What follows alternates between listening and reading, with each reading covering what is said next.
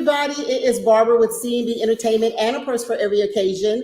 And I am actually coming on live to you right now. I'm going to give it a few seconds, asking everyone if you are watching us right now to, first of all, sign on to the StreamYard and let us know who you are. Say hello to us. We appreciate you.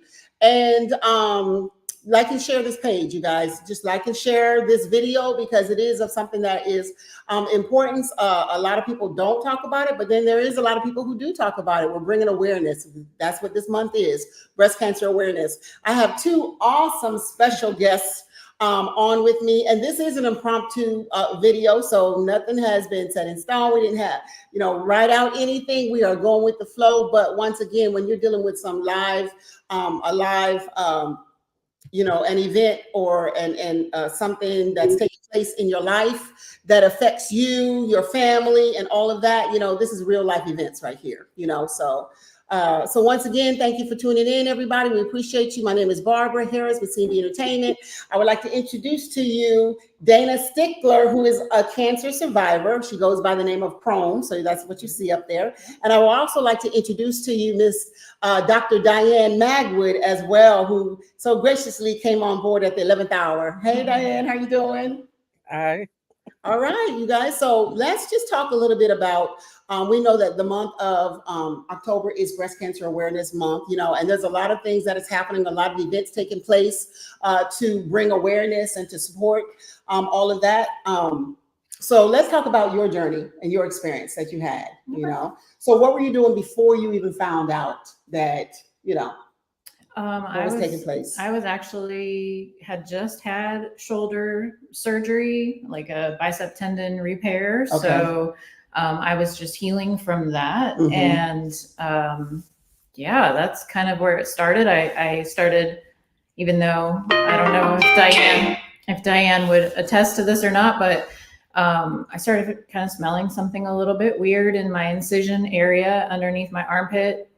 And I was like, listen, either I have a staph infection and I'm suing that surgeon, or I probably have cancer. I mean, like, it was in the back of my mind. Like, I was. You said you started smelling something? Started smelling something because I had a good, 1.5 inch incision across my armpit area. Okay.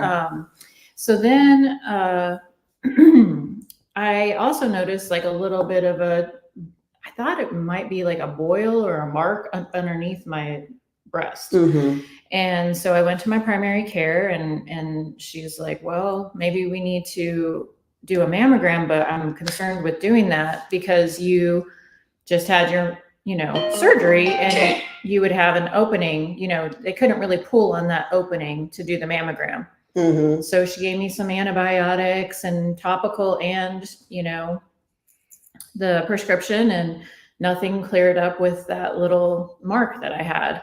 And then I just started feeling around for myself. I was like, okay, well, let me see if there's anything underneath here that I feel. And sure enough, I definitely felt a mass underneath that area. And so once I healed up enough from the surgery, I was able to go and get my mammogram. And that is indeed when they found it. So, Dr. Diann, can you share with us first of all, what is a mammogram? A mammogram is a radiological X-ray kind of test that looks at pictures of your breasts. Okay. So if you haven't had one, you go to the place, they put your breast in the machine, press it down. I know. Right. It's press it down and it takes pictures. And the pictures look like X-rays if you've ever seen an X-ray. And they can see and they take it from different angles. Okay. So they can see it from different aspects. Oh, wow. Okay, then. So you had a mammogram done. Yeah. And so then they wanted to follow up the very next day with an ultrasound. And that's when I kind of. The ultrasound. Yeah, that's when I kind of knew. As soon as they were like, hey, can you come back tomorrow? Because it took me forever to get my mammogram. Probably took like a month and a half for me to get the mammogram. So this whole time, I'm really panicking. I'm like, I have no information. What's running through your mind? Yeah, I was just like, I just want to know, and it's so hard to like continue on with life. Wondering, so it's crossing your mind all day, every day. Sleeping, trying to sleep at night. Right. So, and I'm a huge woman of faith, huge woman of faith. So the whole time I'm thinking, I'm like, okay, God, you know, if this is my journey, then you're going to prepare me for this. You're going to prepare me for it. So I went in for the ultrasound and they biopsied right at that time. And then, you know, I got the phone call that said, hey, you've got invasive, I always say it wrong, lobular carcinoma. Yeah. And I was like, what is that? I don't even know. And believe it or not, the doctor that called me to tell me over the phone told me to Google it. I don't recommend. I don't recommend doing that right away. To Google that. Yeah. So when they called you and they told you, you know, you had to go in, right? And no, I can't say that I had the greatest experience. Like my primary care doctor was on vacation. And not even available for you. Not at that even time. available. Never reached out to me. What did they say to you me. on the phone when they called you? Well, the radiologist actually called me and said, I'm so sorry, but everybody's on vacation, but I really don't want you sitting here wondering about these test results. He goes, I feel terrible that it's taken this long to get a hold of you. He said, but I'm just going to tell you. I'm sorry. I don't normally tell you over the phone, but I feel like you should know instead of waiting. And I took matters into my own hands at that point. I wasn't going to wait around for my primary care doctor to get back from vacation to then do the referral and then the referral to be like another 3 or 4 weeks. I actually picked my breast cancer surgeon or my breast surgeon, and I went and camped out in his office. I just sat there. Oh, wow. They said, can we help you? And I was like, yeah, absolutely. But you need a referral. And I was like, I don't have one. My primary care is on vacation. Here's my test results. I actually handed them my test results. I'm like, clearly I have breast cancer. Can you see me? And they made me sit there for a good long while. It was about 2 hours before they like kind of worked through everything to get me in, but they got me in. And so then the next week I went and saw my surgeon. I picked my surgeon. I did eventually go see the surgeon that my primary care referred me to, and she had never dealt a case like I had, like my particular type. And so I felt better with the decision that I made and the surgeon that I chose. And so I went forward with that surgeon. But so let me ask Dr. Diann, just going all the way back to the beginning where she said she just had a surgery, but she noticed that there was a little lump and she had a smell, you know, so how important would you say it is to for the ladies, for women to get checked, you know, to check themselves manually themselves? It's very important to check your breast every month because, as she can attest to, things happen quickly. Yes. So you could miss something. It could be fine 1 month. The next month, there's a mass there. There's a bump there. And it's recommended that you do it if you're still having periods, after your periods, because you know the breast can be tender when it's time for your period. So if you kind of look at it and schedule it like that, you won't forget. And sometimes people can get confused between a mass and like a cyst. Is there a way to sort of tell the difference with that? That's what the ultrasound does. Okay. So I myself personally have had an abnormal mammogram and had to have an ultrasound. I even had a biopsy, and they ended up telling me it was a cyst. So that had to happen. For you to know. So if they see something on the mammogram, they're gonna send you to get an ultrasound. And then go through those steps to get to the answer. And truly, just take everything. I mean, take everything to your primary care or whoever it is that you're seeing. Like, just if you feel that this may be something, don't wait. Do not wait. There was just so many things going on in my life, and I want to tell you, like, I had a mammogram probably 9 months before that. It came that quickly. It was fast. It was now, do very you have fast. a history? Is there a history? How quickly? How quickly? It's quick. It is. It really is. And if you can catch it, I mean, so to tell you, I feel like I caught mine very early, but it had already went to the lymph nodes and I was already at stage 2. Oh. So yeah, so even that fast with me identifying it and just getting right on it, I got diagnosed in July. I did not have surgery till the end of October. By that time, the mass had grown considerably, but that is the sense of healthcare, which I didn't realize. I thought, hey, you get a cancer diagnosis, everything rushes, everything goes fast. Ladies, do not assume that, because it definitely does not. And you have to sit with this for a while, knowing that this is in your body. And, you know, there's so many support groups for that, and take advantage. Don't think that you are so strong and you need to be strong for your family. No, it is so hard. Yeah. Yeah. Did you have a good support team? I did. Yeah. That makes a difference, does it? Oh my gosh. I had an amazing support team. Yeah. But that makes a difference too. Yeah. And it's a really hard time in your life. And I feel like I'm a very strong, level-headed person. And like I said, a woman of faith, and it was hard. It was hard. I think in a situation like this, I don't care how strong you are. You know what I'm saying? Like you said, it's a life or death situation type of thing taking place, and you just don't know. So anybody can break down on something like this. I think it's really important that you do have a support team and help. Even with myself having a light surgery that was not, cancerous, thank you God for that, but like you said, your mind does run with you and it can get away with you. And I think the stress can probably have an effect on you, while you're dealing with it. If you're really stressed out even more, or you're not sleeping right and all of that, it can decrease your health even more. So, Miss Diann, and what do you say on that part? Well, I agree. I know this process, it's difficult. Even my own personal experience, it took a long time for me to get to the end of that. Yeah. They'll send you a letter in the mail. You need to have an ultrasound. You need to call and schedule an ultrasound. And that takes some time. And then after all of that, you're waiting. I understand what you're saying about the waiting. Yes. You're waiting. You're just like, well, what is it? One answer. Yeah. And then I ended up having, okay, you need to have this biopsy, which that wasn't fun either.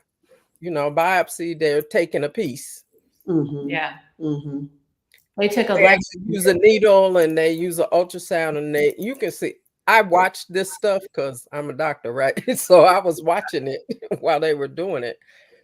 But then you had to wait on that. So it's all this waiting. So see how that could have taken so long even for you. And while you're waiting, it can still be growing. Yes, it is still growing, and while you're waiting, it's still it's still growing. Right, and then you know how fast it was. That's what you said. You had your mammogram just months before, right? And now could have been related to the surgery though. And it kind of manifested itself after that. And you mentioned the biopsy. What did you say? You had 11? Oh yeah, they took they asked me to come in the very next day for the biopsy ultrasound, and they took 11 samples. I mean, they took a lot of samples. Oh wow! And I was in there for probably an hour and a half, close to 2 hours, and so I definitely knew something was going on at that point for sure. Yeah. So let me ask you this: there's no history that you're aware of breast cancer within the family. Believe it or not, I was told that my paternal grandmother had it, but then when they did the gene testing, there's no markers. So I really don't know. And I'm thinking, back in the day, a lot of people didn't always go to the doctor. They didn't always, either financial reasons or they just didn't want to go see the doctor, So they could have possibly had something in that manner and just did not know about it, Right. In that case as well too. So did you have any support groups or anything that you were able to participate in or join? For sure. So the American Cancer Society does have just kind of I wish I would remember what it was called, but they actually had a group where you had cancer survivors that you could answer your questions or just be there for you. And then they also would post everything about their cancer so that you could find somebody who was lined up kind of with, your same diagnosis. And I thought that was very helpful. I was going to ask you, how did that make you feel to know that someone else had something similar? Yeah. So I can't say that I reached out a whole lot, but I mean, the few times that I did, I really felt comforted, and I wasn't surprised. Like, they didn't give you advice or anything like that. They just said, "Oh, I know exactly where you're at. I feel that because I went through it. I know how you're feeling." But just to hear that was good, because everybody around me, like, no one knew how to deal with cancer at that point in my family. So it was definitely a help in that way. And then Facebook groups, honestly, Facebook groups are all over. There's so many groups. I mean, good and bad. I will tell you that you do get some information where you're like, I wish I'd have never known that. But there is some good there too. And a lot of women that are willing to support you, through this journey. And also just research. Like, I can't say that enough, like what your options are, because not always do you know what your options are. Like, I went into this thinking that I really did have to reconstruct my breasts. Like, that was in my head. And through my journey, I ended up having 5 total surgeries. They put in tissue expanders after radiation. Was your first surgery? Well, yes, that was my first surgery. It was removing my breasts and putting in the tissue expanders after my first surgery. And I came out with those expanders, and my radiated skin was not having it, and it just could not heal. And I kept getting, I mean, I hate to be so He was getting sick, graphic, but they'd tear open. It would tear open and fluid would just be gushing out. And then I'd have to go in for emergency surgery the next day, take it out, and then they would put it back in, and it would do it again. And it got to the point where I couldn't, for like a year, I could not move my arms above my shoulders. Is that common, Dr. Diann? I don't think that's common, but I'm sure it happens. Yeah. I think it's common. But radiated skin, is really hard to heal, and if you're, and if you're putting pressure on it, and I didn't, in my head, I'm like, I have to go through this. So then at one point they took out, this was the 3rd surgery, I think it was, where I got, again, an opening and an infection, and they took out one expander and left me with one. And I was just like, what am I doing here? So how did you feel about that? As a woman? Just going around with one breast or breast stimulation. Like, the expanders, ladies, are no joke. I had mine in for almost a year. And to say that they are, for me, they were extremely painful because they had to put them under my muscle. So underneath the muscle? Underneath the muscle or on top. I can't remember. I think they had to put them on top of my muscle. Don't they normally go under, Diann, Dr. Diann? Well, if you didn't have muscle removed, then they might put them under. So anyway, whatever I think they had to go over my muscle because of either way, it's going to be painful, I'm sure. It is painful. Yeah, it was definitely painful. And uncomfortable. Like, it's pushing into your collarbone. It's a hard plastic. You have to go in and get them pumped up, which I didn't even have mine pumped up because I couldn't handle, my skin couldn't handle it. And then, so I'm going around with one expander in, and I'm just like, you know what? If I didn't do anything with the expanders, I could have already been healed by now. So a year later, I went, done.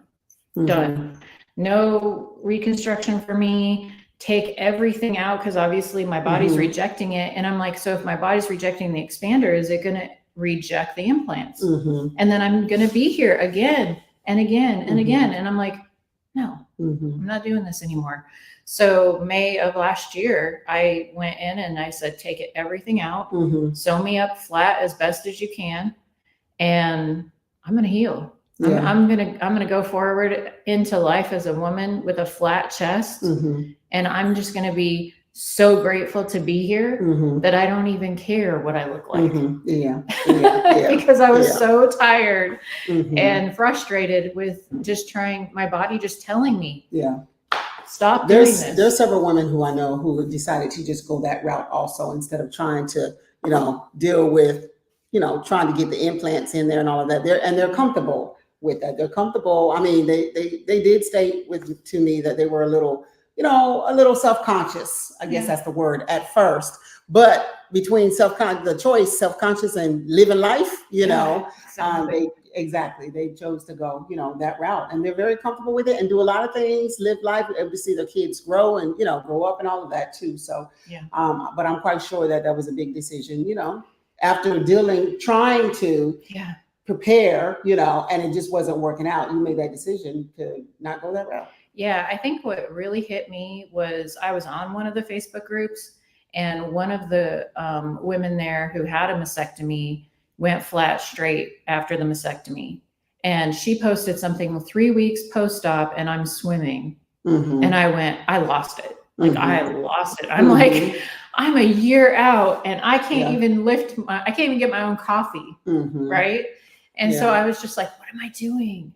And why didn't I know about this? So like, I'm passionate about telling people, listen, you don't have to reconstruct. And breast implant illness is a real thing. It is a real thing. I've seen many, many women struggling with that as well. And not to say that if you did reconstruct that you did anything wrong, or that, you needing to have your body in that shape is not right for you. It is. It's whatever it works for you. But I just want to draw attention to the fact that all of these things are options. And it's okay. You got to do what's best for you and your body. And your family. Yeah. I mean, my family. And I do want to talk about that in a minute. But I want to ask Dr. Diann about she mentioned radiation. Radiation is, once they do find if there is a lump or something like that, and it is cancerous, then they start the radiation process, or can you give us a little bit more information about that? Well, I think usually what happens, it depends on the type of cancer, the way they treat it, and things are changing a lot. Yes. But I'm not a specialist in that. But what I'm aware of, that probably most women do have radiation. And when radiation, sometimes they may have chemotherapy as well. And if you think about these things, they're made to kill cancer, right? So they give you lots of problems. Radiation is very harming and very painful. Chemotherapy is very difficult. All of this stuff, and they're changing what agents they use for chemotherapy and how they do the radiation. That's in flux all the time. But usually that's how it is, and none of it's easy. No, Yeah. And when you're doing for example, going back again, when you're checking for yourself, what are some of the best ways to check? If there's someone who's never did it before, they're watching this video and they want to start examining their bodies themselves, what's the proper way? Or, there may not be an exact way, but probably to do it in the shower. If you shower when your body's wet, and you want to do circular feel with the not the tips of your fingers, but like the balls of your fingers, and go in circles around, starting at around the nipple areola kind of area, and go right. And go all the way out. You do want to go into the armpit as well. And raise your arm, raise your arm and do all of that. And then what happens when you do it consistently, you can catch those little changes. If there's something different. If there's something different, if you do it every month, and I just think, okay, it's hard to remember things, right? Yeah. So that's why I said you tie it to your period. If you're still having a period, Yeah. Tie it to that and do it afterwards, like when you're on the end, when things aren't sore, and things like that. There are lots of you can get lots of self breast exam cards from different places. Yes. Yeah, I've And seen. in the month of October, definitely. You probably see them laying around somewhere. Um, Mhm. but yeah, that's the important thing, is to just be consistent with it. And then you know your body, and you know how things are once you start doing that. You can catch it early. Tell if there's a difference on there. And I don't know, but I'm thinking it would be harder for a woman who's a little bit more well endowed, trying to maneuver and see if there's a difference between, maybe a bump or fat or, whatever. If they're a little bit bigger, is it harder to be able to check? I'm not sure. So I'm not. Maybe, and actually sometimes a person's spouse finds it, Okay. right? Yeah. So that happens. If your spouse or your significant other or whatever is the one that does that all the time, they Yeah. can notice that stuff Yeah. too. Oh yeah. They'll probably, yeah. They'll tell you. And I think it's important to mention too that there are usually other symptoms as well.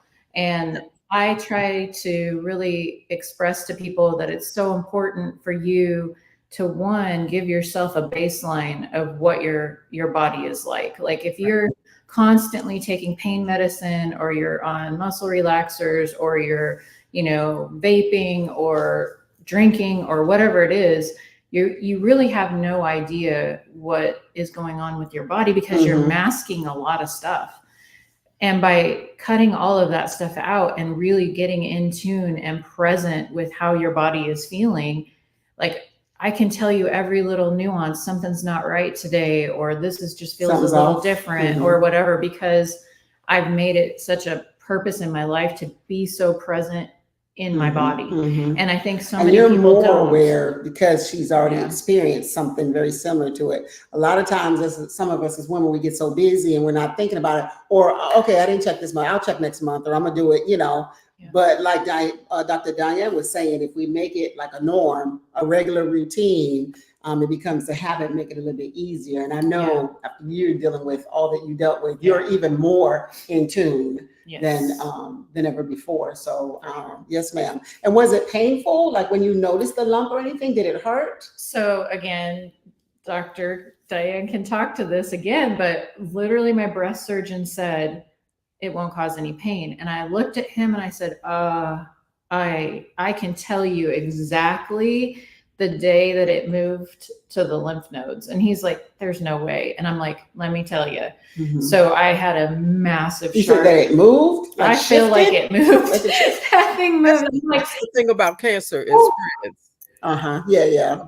That's where the staging comes in, where they determine, and the lymph nodes, that's the blood supply, it goes that way.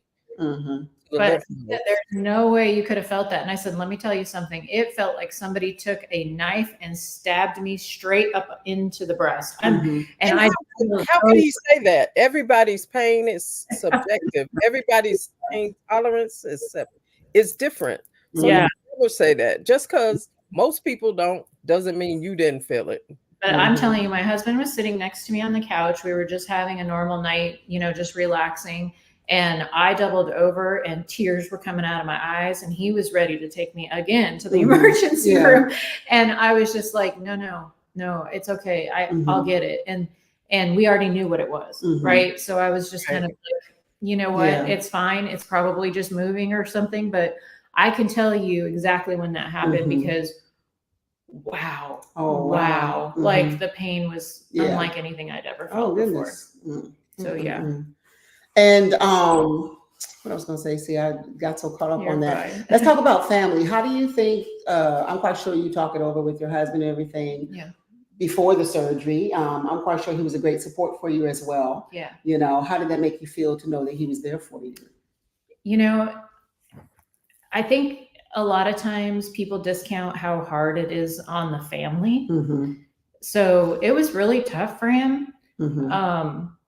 But he was so amazingly supportive of me, even though he was going through it, right? He's like, what just happened? My whole world just spun. I don't even know how to feel about this.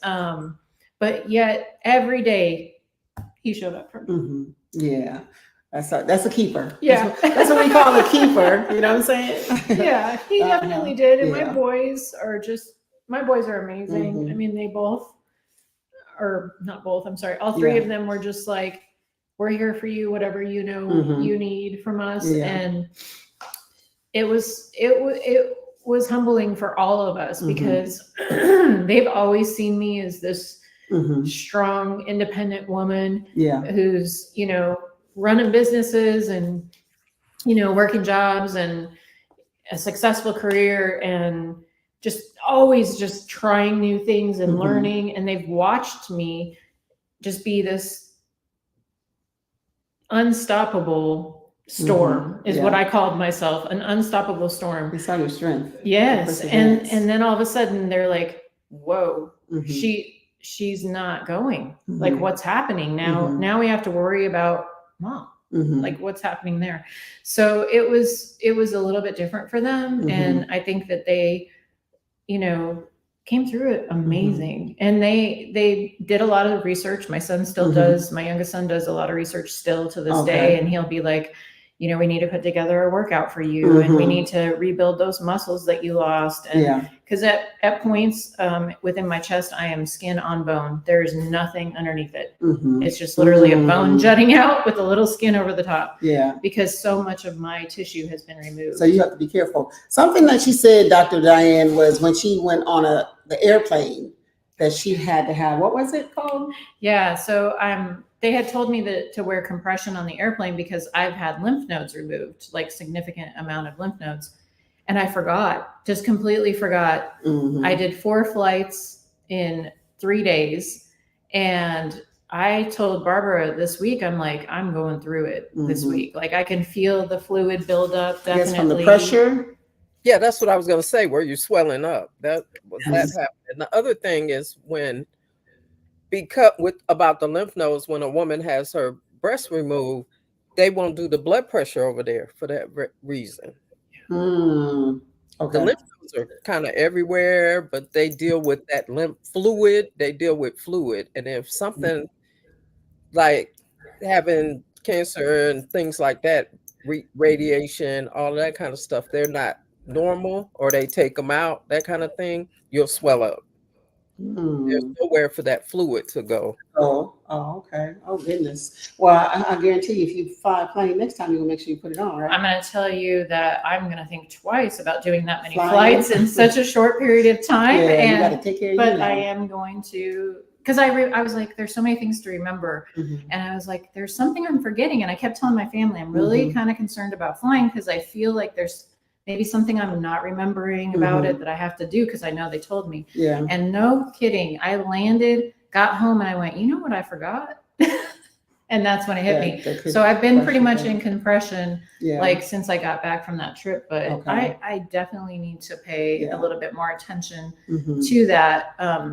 Shout out to Stop Chasing Pain on YouTube, because that gentleman on that channel has exercises to drain the lymph system. And it's something that I do every morning, and I do it with his video. You notice the difference? And it does help for sure. Stop Chasing Pain. He talks about, you know, what's the best exercises to drain your lymph system. Also, you know, when you're drinking your fluids and stuff like that. And it maybe takes you 8 minutes, if even that, not even that, once you get into the routine of it. But it's important that if you do have this surgery, that you pay attention to those kind of things, because your body is now learning on new you, right? It's trying to figure it out. You throw things at it like going in an airplane, and now it's like, I don't know what to do with this. I haven't done this yet in this new body. So it's a learning curve. It really is. Wow. There's a lot. Wow. Yeah. Dr. Diann, is there, after they've had a surgery and dealt with, you know, with the surgery and dealt with the radiation and all of that, is there medication that they have to take pretty much for the rest of their days, or is there a cutoff that they, you know? It would depend on the type of breast cancer. Sometimes if there's receptors there, they'll give a specific medication for that. It's complicated. But other than that, nothing I can think of like offhand. Probably vitamins and things like that. Keep your body up and healthy as much as possible. So yeah. So. It definitely does. It is determined by whether you're menopausal or premenopausal. Yes. The different medications that are available to you. Like I was premenopausal, so therefore they had to put me into artificial menopause because my cancer was, hormone positive. So that's what I was gonna say. You had estrogen receptors. Yeah, estrogen and progesterone both, and so they are having to shut down my hormones, which then puts me into immediate menopause, and I have to get a shot every month for that to happen. Plus, I have to take something every day. That's why you was over here sweating. I'm sweating. I've been sweating.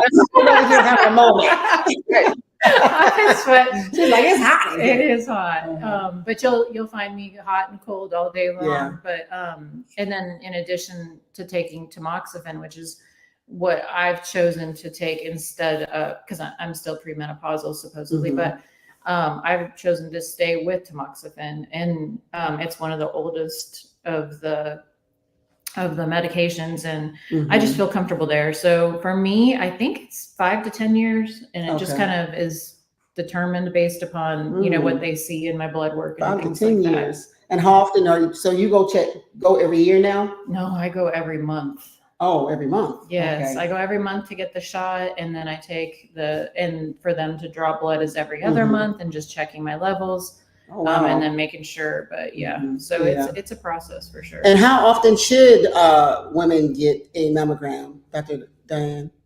I'm sorry, I didn't get that question. How often should a mammogram take it, to go get the mammogram? Every year. Every year? Okay. And the age for that has dropped. It started to be 50. When you turn 50, you start getting them. Now women are getting breast cancer younger. Yeah. So they're saying 40. Oh, wow. There's some people that are getting it younger than 40 too. That's true. That is true. That is true. Right. So you have to, whatever the guidelines say is what your insurance will pay for.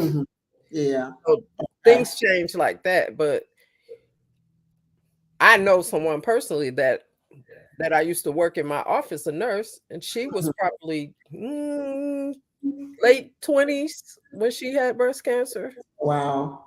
Yeah. So that number keeps going down, and the guidelines will catch up at some point and say, oh, it'll probably be 30 pretty soon. And then the insurance will pay, because that's the key. Because it's now becoming more prevalent.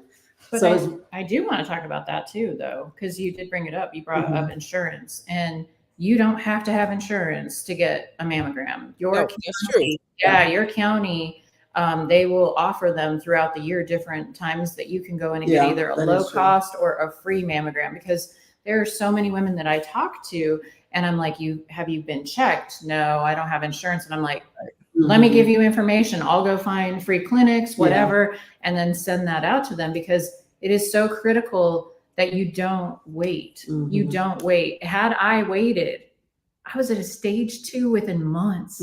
Had I waited, I probably wouldn't be here. How many stages are there, Dr.? I know there's a mobile one that goes around. Usually you hear about it during the month of October. That is true. Yeah. The mobile mammogram. I think the health department does them too. Yeah. So yeah, but I know people with insurance are thinking about insurance. So sure. Yeah. But they're talking about whether the insurance will cover. I don't know how much a mammogram costs anyway. I don't know. But I don't want anyone to not get one, because I have insurance and my insurance won't pay. Like you said, there's places for you to have it. Yeah. So wow. The insurance is always catching up to the way the guidelines change. So last question: is there a cure? Is there a cure yet? Is there a cure yet for breast cancer? There are people that have been cured. Yes. Like, it's not a very simple question. It's like surgery. Treat it and you can be cancer free. That's cured, right? Okay. All right. Cancer can come back. That's right. That's right. For sure. Yeah. Right. Oh, yeah. So it's not like, oh, I can just treat you and you be done. It's it's not like that, and oh, you're good for the rest of your life. One of the things they do, there's some guidelines to determine like when a woman's cancer free. And I know at the breast cancer place, they have the bell you ring. Yeah. Yeah. When you're cancer free, that kind of thing. Yeah. But still, I know someone personally as well that had been cancer free, was a runner, would run every race in Savannah. She would run like that, and she still passed from the cancer, came back. Yeah. Okay. So that's why it's important for us to just bring this awareness, and really not just the month of October, anytime, anytime, you're able to talk about it or whatever, sure, especially with the younger ladies and the older ladies who don't always like to go to the doctor. It's good to just bring it up and share with them, even if you can just give them a pamphlet or a resource or something, which is why I felt it was important at this time. After I met Chrome and she shared her story with me, I was like, oh, we need to share this, and it's a blessing that, I know Dr. Diann Magwood as well, who knows some information about it as well to you. Both of you ladies have been awesome. Thank you for coming on at this spare of the moment time to just talk about this topic that's really important to, all women, really. So we will, let's just talk real quickly. Where are you now? What's going on now? What's happening in your world? That's a good question. So last month, I actually checked in with my breast surgeon. He did an ultrasound and no evidence of disease right now. So yes, that is wonderful. Yes, thrilled for that. So I'm grateful. I'm still having some health kind of like issues of just trying to figure out muscles and soreness and fatigue, but I'm working through all of those things. One of the things that I'm extremely passionate about is being able to offer 3D areola tattoos for breast cancer survivors, whether they are flat or if they put implants in. I'm a tattoo artist by trade, and that was something that I actually just got back from an awesome seminar with Deanna James and from Ink Master. She did a seminar with a lot of different tattoo artists and just basically going through her best ways of creating 3D areolas for her clients that she does offer for free. And she wanted to get more of us artists being able to, across the country, offer that service for free. And I absolutely would do that for anyone. In addition to, cover-ups or just putting something beautiful on their chest. I've worked with survivors to do that as well. And I really am passionate about just working with this group of individuals, and really anyone who has anything about their body that they're just kind of like, I wish it could look a little different, or I wish it could look better. And if I can help you, if I can help you with that, I'm your girl. Like, bring it to me, because I would love to work with you. And so that's kind of what I'm doing right now. And I'm just grateful to be here. Awesome. Thank you. And I'll put Chrome's information at the bottom if anyone would like to reach out to her. You see her phone number and her Instagram on there. She is a tattoo artist. And she's working on helping with the areola for those who've had, different surgeries, dealing with breast cancer and so forth. She can help you with that. So please write that number down.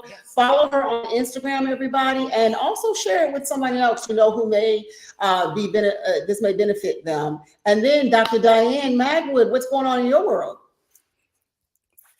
Well, my husband and I have a business. It is called Can You Relate? And we specialize in things you can relate to.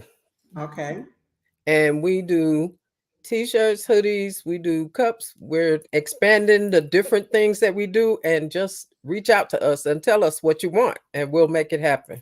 That's right. And I'm a customer as well. We have several t-shirts from them as well. So they do a great job. So thank you so much, both of you ladies. I really appreciate you coming on in pretty much the middle of the day here. But this video will continue to run out, and we will share it with as many ladies that we can. If anyone has any questions and you just need to reach out to us, send a message to either Chrome or Dr. Diann, or even to myself, C&B Entertainment, and we will do the best we can to help answer those questions for you and give you the resources that you may need. So All right, everybody, we are getting ready to sign out. Y'all have a great day. It's still nice and sunny outside. Enjoy your day. And thank you once again, Crone. I appreciate you so much. And thank you, Dr. Diann. Thank you so much. Bye, guys. Bye. Bye.